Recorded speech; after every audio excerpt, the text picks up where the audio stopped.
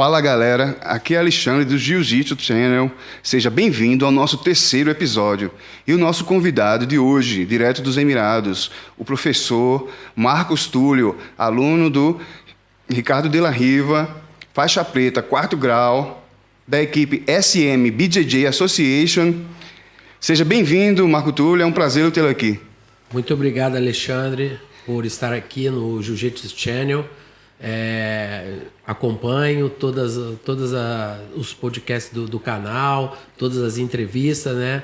Em particular, a gente também já trabalhou junto, então é uma honra para mim estar aqui falando um pouquinho da minha história no teu canal. Pô, bacana. Eu sei que você tem muita história aí, é um professor já de longa data, e eu sei que a gente tem muito a aprender aqui. Então, vamos começar, né? Falando um pouco do início, né? De onde que tu é no Brasil? Então, Alexandre, eu nasci numa cidade pequena, né? Do interior de São Paulo, né? É uma cidade que é perto do Rio, que se chama Bananal, no interior de São Paulo. É uma daquelas cidades do Vale do Paraíba, né? Aquelas cidades esquecidas, contadas por Monteiro Lobato. E com 6 anos de idade eu fui morar no Rio, né? Quando o meu pai, assim, se separou, né, da minha mãe. A minha mãe não tinha condições de cuidar, de dar uma educação para mim e para o meu irmão, e nós fomos morar com os meus tios, né, em Copacabana, no Rio. Então foi assim que eu descobri o jiu-jitsu, né? Que foi. Tinha quantos anos quando começou a treinar? Eu comecei a treinar tarde, entendeu, Alexandre? Primeiro eu comecei a praticar o Muay Thai, né, na Associação AG, com o mestre Wagner Coelho, né? Foi meu mentor assim durante 6 anos, né, praticamente. Eu comecei o Muay Thai dos 12 para os 13 anos e parei com 19. Foi com 20 eu comecei ao jiu-jitsu. Quem te levou assim o jiu-jitsu? Tu começou a treinar porque viu na TV? Eu comecei a treinar quando eu vi a Royce Gracie, né? Um vizinho trazia umas fitas, na casa dele não tinha nem videocassete, ele trazia para assistir lá em casa. Foi a primeira vez que eu vi o UFC e achei bacana. Daí eu comecei a treinar jiu-jitsu. E tu, como foi assim que começou a treinar? Eu tive o primeiro... Eu gostava muito de praticar esportes, né? Eu joguei beach soccer, né? Futebol de praia durante muito tempo. Gostava do Muay Thai, gostava de trocação, fazia um boxe também, né? E eu tive o contato com o jiu-jitsu quando eu comecei eu estudava, fazia um pré-vestibular em Botafogo, no colégio Curso L. Alonso, e o irmão do Libório, Paulo Libório, estudava comigo. Então ele sempre vivia me convidando para ir treinar, vamos treinar jiu-jitsu, né? E em contrapartida, na rua onde eu morava, eu interagia com outros amigos que a maioria praticava jiu-jitsu. E um deles me convidou para começar a treinar com o Libório, ainda de faixa marrom, né, no Radar, no Clube Radar, que era um clube que tinha uma academia, piscina e um tatame, onde o Libório dava aula. Ali eu comecei o meu treino, treinei durante 1 ano. Então, o teu primeiro professor foi o Libório já? Foi o meu primeiro professor, foi o Ricardo Libório. Aí, assim que ele parou de ministrar aulas, né, eu já havia recebido o convite do irmão dele, do Paulo Libório, e fui conhecer o Della Riva. Já tinha outros amigos em comum que treinavam no Della Riva, e eu fui para lá. Eu iniciei no Della Riva em 91, de 90 para 91. No final do ano de 90 para 91. Tava que faixa já quando mudou? Não, eu tinha treinado praticamente 10 meses, 1 ano com o Libório. Tava de branca ainda. Nesse ano, o jiu-jitsu já tinha muito nome lá no Rio de Janeiro, já tinha muita gente, muita academia aberta. Cara, Carson Gracie, né, imperava, né, os anos 90 ali, no início dos anos 90. Claro que tiveram muitas pessoas que começaram antes, com 15, com 13 anos, né. Eu, assim, não é que eu me arrependo, mas se eu tivesse tido a oportunidade de ter descoberto o jiu-jitsu com 13, 14 anos, com certeza eu ia praticar. Era um esporte caro, né, na época. Eu trabalhava para poder comprar meu kimono, para poder pagar, né, a academia, né? Era bem difícil. Cara, eu não sei se tu teve isso, né, mas como o jiu-jitsu antes não era muito conhecido, era um esporte mais de elite, porque era caro, como tu mesmo falou, e ainda tinha um preconceito, né, a fama do jiu-jitsu que não era tão legal. E quando você queria se dedicar muito ao jiu-jitsu, existia também preconceito da família, às vezes, pô, tu vai ficar nessa de jiu-jitsu, tem que estudar, tem que trabalhar. Não sei se tua família te apoiava. Tu sofreu alguma... Tu teve apoio da família no início, das pessoas que estavam ali ao teu redor? Ou... Alexandre, você tocou num ponto que naquela época, né, início dos anos 90, né, era muito difícil. Eu me lembro que eu comecei a trabalhar com 15 anos, né, até como office boy, né? Então, de uma loja de roupas, a Toulon, foi meu primeiro emprego, né? E eu tinha que conciliar, né? Minha tia, né, que criava a gente, era um regime bem assim militar, né? A gente não tinha muita opção de entretenimento, né? Era praia, né? Eu morava perto da praia, era jogar um futebol na praia, era fazer um exercício, era ir para um cinema no final de semana, né? A gente tinha uma vida bem regrada, né? Eu fui assim começar a sair de casa para ir para as festas. Quando eu completei 18, né? Com 18 para 19, até então eu só podia ir para a praia, para o cinema, para o shopping, né? E não tinha o apoio assim dos meus tios, né? Até porque pela idade, né? Eles já tinham uma idade avançada. O que eles falavam? Eles achavam violento. Vai estudar, vai trabalhar. Exato. Esporte não dá... Tu não vai ganhar dinheiro com isso. Exatamente. Eu ouvi praticamente a minha vida toda, né? Acho que muita gente... Essa frase. Passou por essa frase, né? E... Nesses tempos, tu já gostava de competir, assim? Já começou competindo nas faixas iniciais? Então, eu competi, né? Na branca, eu competi em alguns campeonatos, né? Que tinham o da Arrebentação, que foi em Botafogo, o da ABB da Tijuca, eu competi 3 vezes, né? Consegui, assim, boas colocações. Competi na Copa, né? Pitbull em Teresópolis, né? Isso de azul. De azul eu competi também de faixa roxa, né, o brasileiro de 95, né, e aí sempre estava treinando, né, e também assim o no-gi, né, que na época era meio assim, como eu vou explicar, era meio que pouca gente treinava, né, então eu estava sempre treinando, eu gostava. Sempre treinou no-gi? Sempre gostei, ali, quando eu fui agraciado pelo Della Riva com a faixa azul, eu já treinava sem kimono, entendeu? Curtia, tinha uns amigos da luta livre que a gente fazia uns treinos, tinha uma casa que a gente ia ali no Leme, na Roberto Dias Lopes, que tinha um tatame, então a gente treinava, eu treinava com o Leozada, com o irmão do Pequeno, a gente se reunia ali, até alguns outros... Qual Pequeno você fala? Alexandre Pequeno? O Alexandre Pequeno. E o irmão dele, a gente sempre... Não com o Pequeno, a gente treinava ali com o Alexandre, né? Que é com o irmão dele, o Leozada. E a gente tinha um grupo ali, até de outros caras do Della Riva que eram mais graduados do que eu, que gostavam de treinar sem kimono também. Então a gente se reunia naquela casa ali e fazia o nosso treino sem kimono. Era bem legal. Maneiro. Eu acho que por tu gostar também de sem kimono, né? Eu acho que facilitou a tua ida para o MMA, né? Daqui a pouco a gente quer falar sobre isso também. Marco Túlio tem várias lutas de MMA aí, tem vários atletas, inclusive vários atletas aqui lutando nos Emirados Árabes. E vamos falar daqui a pouco sobre isso, sobre MMA também. E também vamos falar sobre Marco Túlio, ele é professor aqui nos Emirados Árabes, né? Dá aula de jiu-jitsu aqui para o Exército.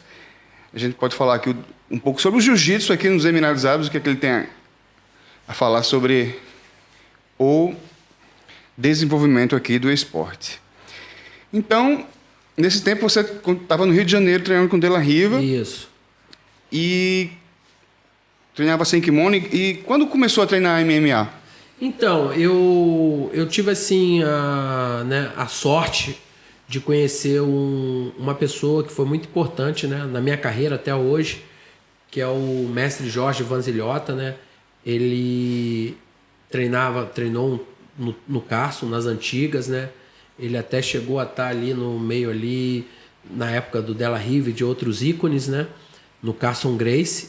E ele tinha uma turma de 30 pessoas que treinavam numa academia no Leme, que existe até hoje, que era uma academia de judô, Petrúcio Monteiro. E lá tinha esse treino de no-gi, específico para quê? Para quem queria sair na porrada. Na real era essa. Então ele dava um treinamento sem kimono, com porrada. Aí você frequentava esse treino sem kimono já porque tinha a intenção de ir? Eu quero saber assim, irmão, quando que o cara desperta a vontade de sair na porrada, brother? Que a gente sabe que antes, MMA, pô, no Brasil principalmente, pô, pouca grana que os prêmios davam, né? Às vezes o dinheiro não pagava nem um remédio ali depois que sai da luta ali, quebra um dente, alguma coisa. E fala aí como tu teve essa chamada assim para lutar em MMA. Assim. Então, Alexandre, eu gostava de treinar no Gui, eu treinava com os meus amigos, eu treinava com o Leozada, a gente se reunia, né? E quando eu conheci o mestre, assim, foi numa fase da minha vida que eu, assim, imagina, você morar ali no lugar onde nasceu praticamente o jiu-jitsu, né?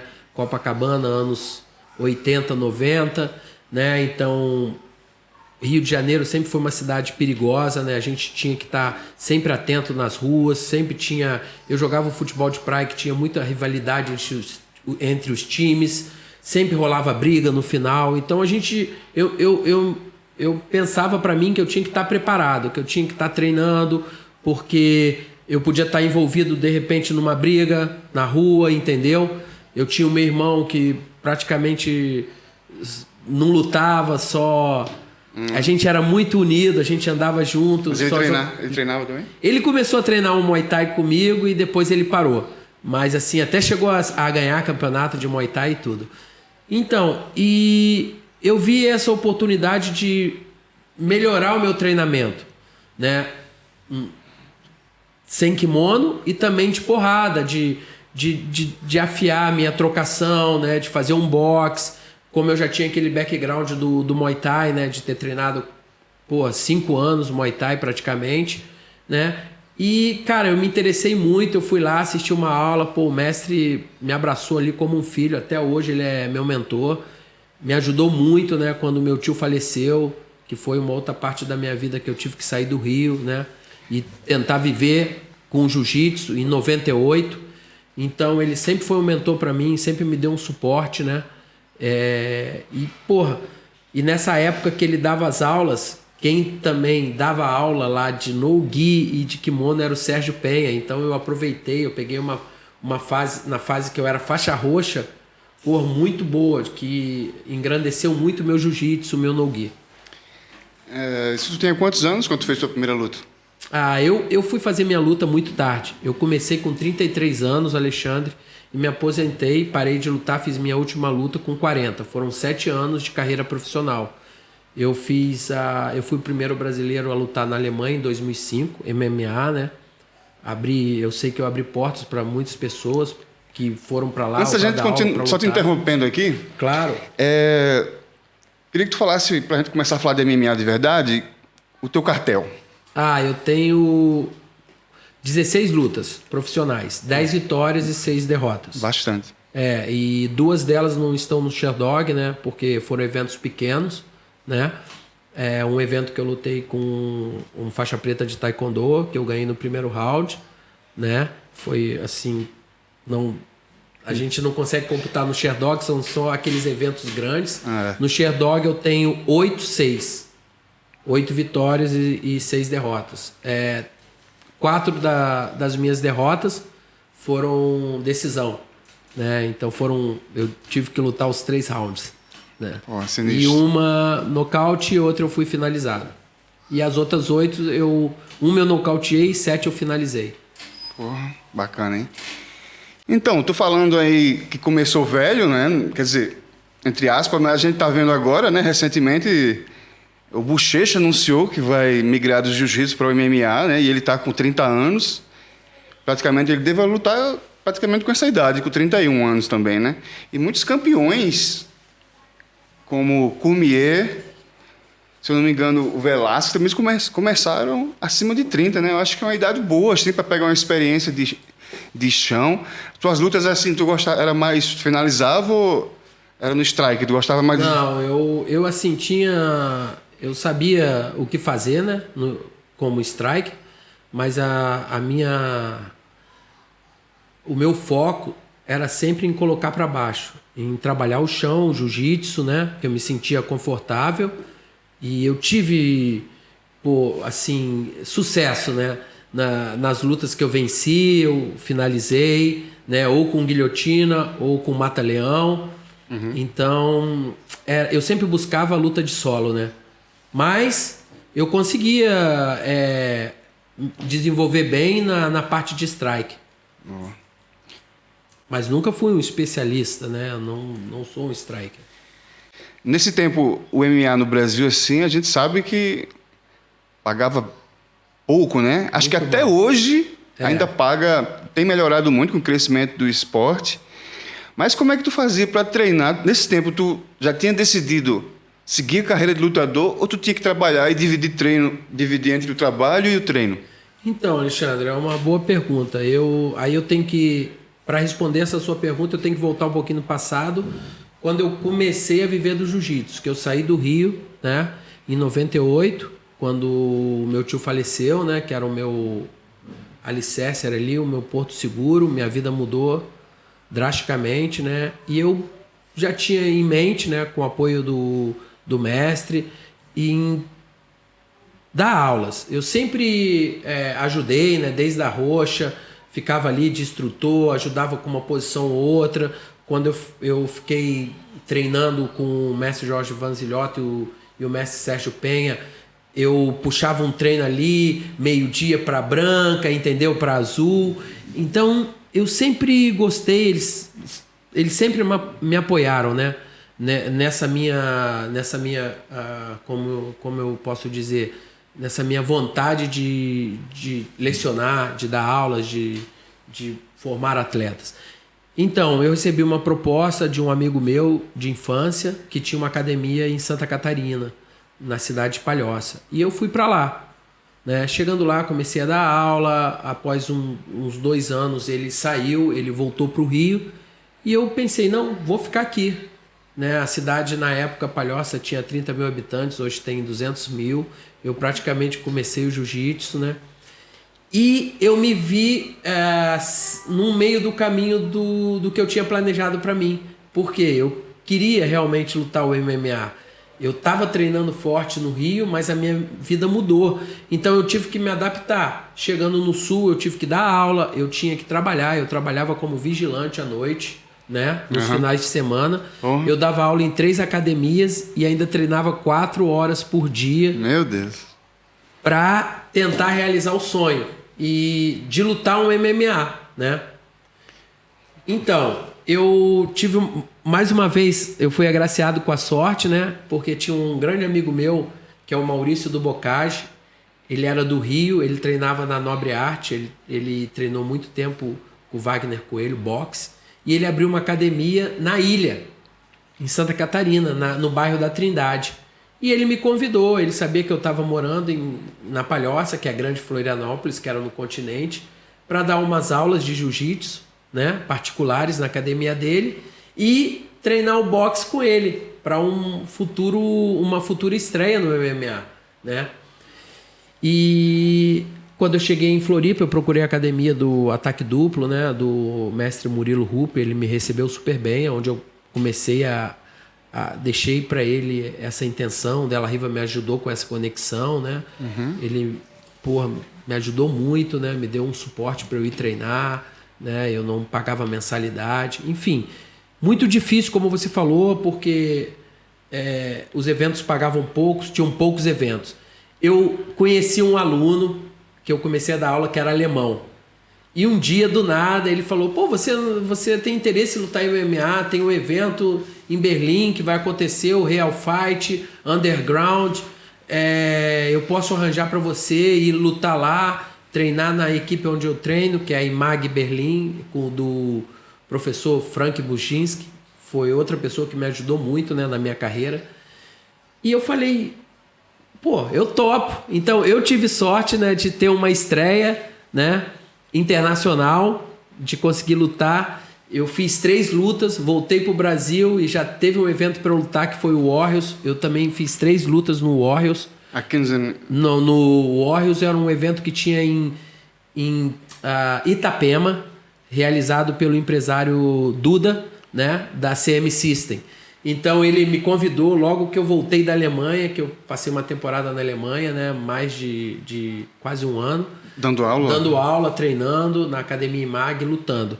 E quando eu voltei, ele me convidou para lutar. E então eu não parei, apesar da bolsa não ser como, porque eu tive a sorte de estrear lutando com bolsa boa, em euros, entendeu? Que não era a realidade do Brasil. A realidade do Brasil era outra.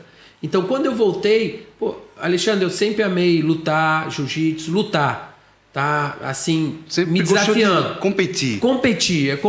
A competição, para mim, assim, era uma forma de eu me realizar, entendeu? Profissionalmente. Gostava muito. Pô, em contrapartida, eu fui crescendo, né, como professor ali na localidade, na Grande Florianópolis, fui formando aluno. A grande maioria dos meus alunos também gostava do MMA, queria treinar o MMA, né, por minha influência. Então, tudo foi acontecendo, né, eu sou bem feliz. Aí eu recebi um convite para lutar no Shotô Brasil, foi o Shotô Brasil 2. Pô, assisti muito Shotô Brasil, é um evento grande no Brasil, né, cara? Falando em eventos assim, quais foram os maiores que tu conseguiu? Shotô? Então, o Shotô, né, o Shotô Brasil. Fora do Brasil também? E fora do Brasil eu lutei no GMC, que é hoje um dos maiores eventos da Europa, que é alemão. Eu lutei no GMC 2. Já tá na 44 edições, por aí. Então, assim, eu fui selecionado, né? Depois que eu fiz uma luta no São José Super Fight contra o Joel de Oliveira, lenda, né? Do Pride. Lenda. 3 rounds de, assim, uma luta, uma guerra.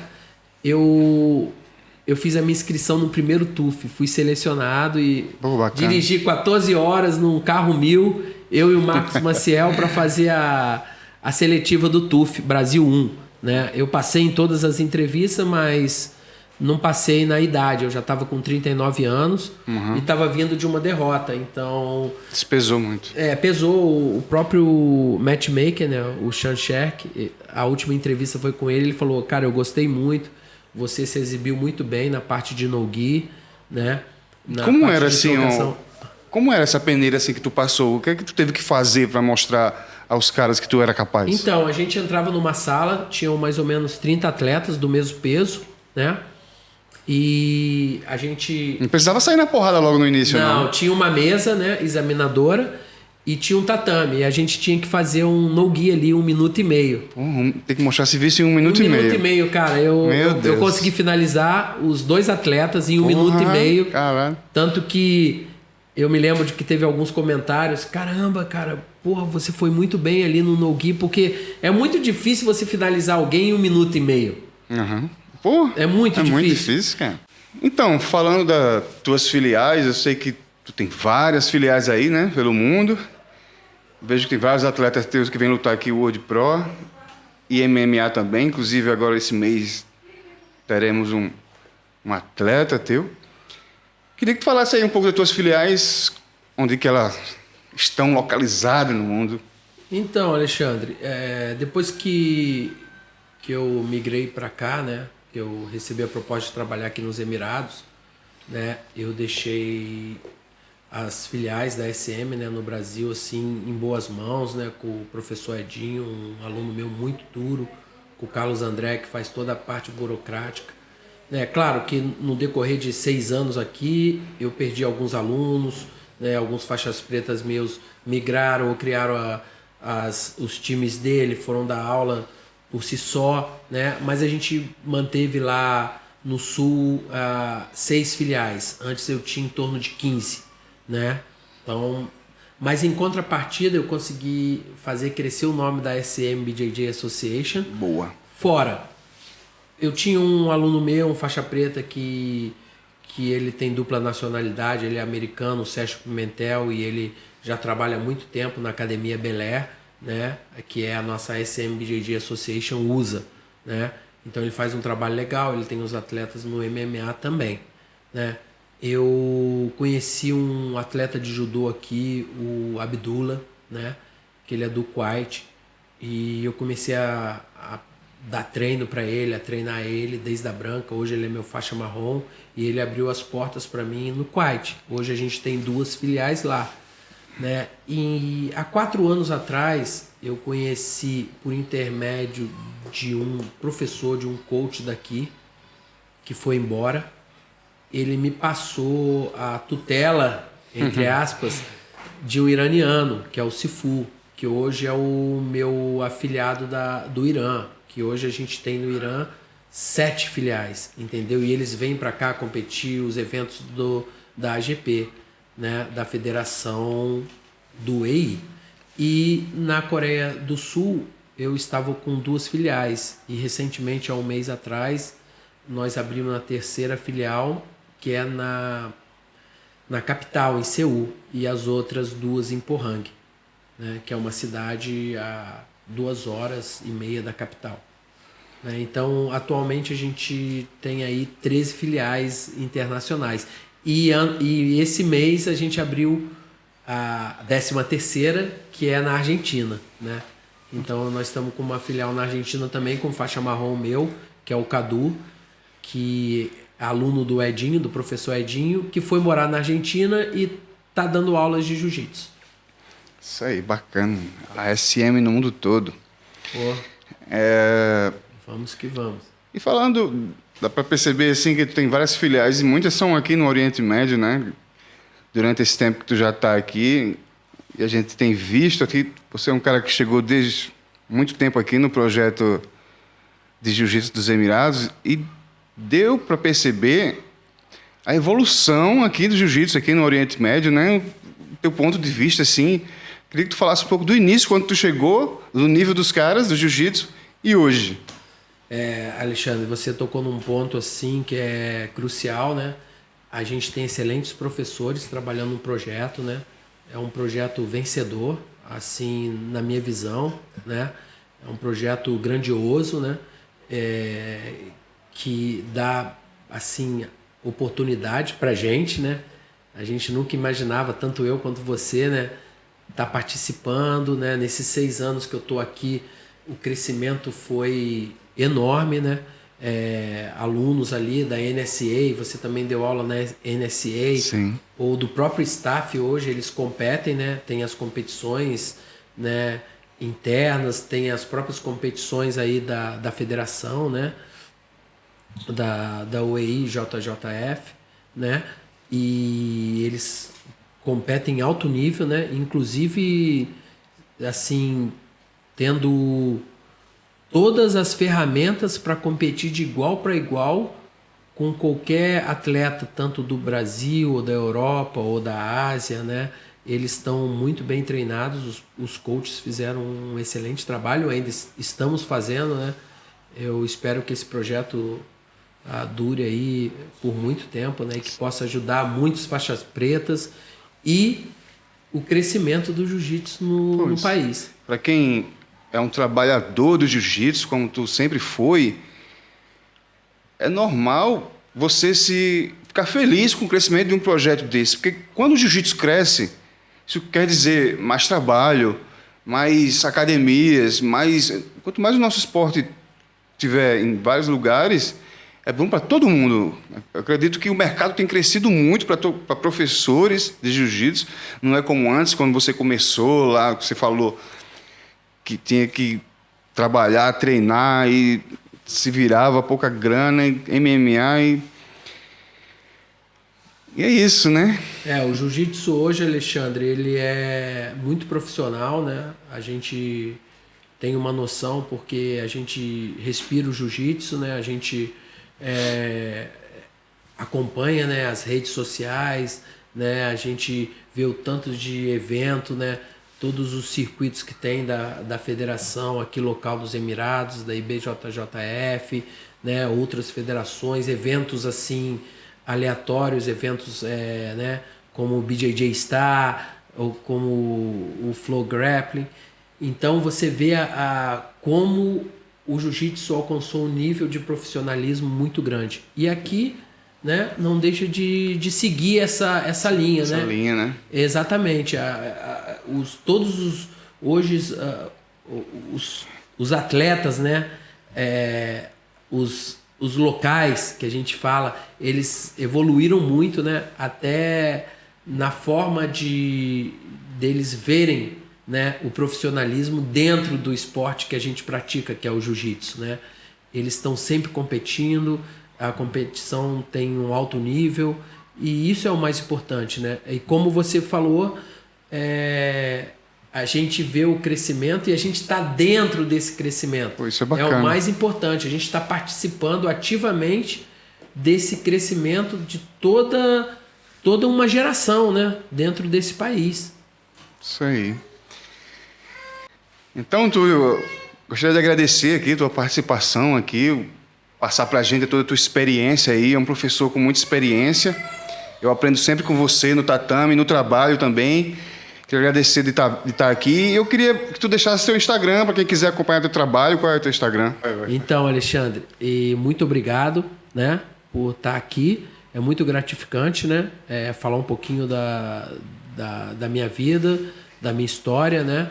Cada um tem uma história para contar, né? Isso é muito importante. E o reconhecimento, né, dessa história, eu acho que é o mais importante ainda, o mais gratificante para qualquer professor, para qualquer atleta, para qualquer pessoa que vive do jiu-jitsu. E nós somos agraciados porque nós fizemos do jiu-jitsu hoje.